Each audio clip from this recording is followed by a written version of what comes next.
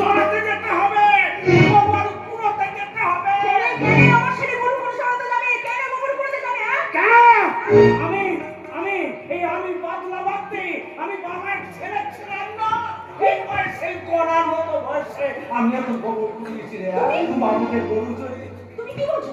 হ্যাঁ, তুই জানিস না আমি আমার বাবা, তার বাবা আমাদের 14 পুরুষ সেই ছোট থেকে বাবুদের বাড়িতে তো সারা রাখালি করেছি।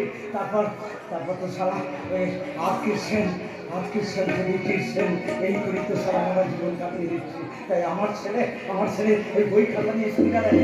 আমার ছেলে স্কুলে যাবে, ওকে গোবর কুড়োতে হবে। তুই কি বুঝিয়ে বলবে? তুই কি বুঝিয়ে বলবে? তুই কি বুঝিয়ে?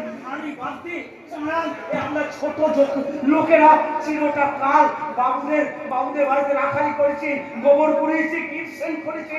এটাই তো আমাদের সারা জীবন, আর এটাই তো উপরওয়ালা আমাদের কপালে লিখে দিয়েছে। ওপরওয়ালা কিছু কপালে লিখে দেয় না, সুন্দর করে বানায় না। কে লিখে দিয়েছে? ওই বাবুরা। চোর মারবো। খবরদার, হাত নামাও, নামাও বলছি।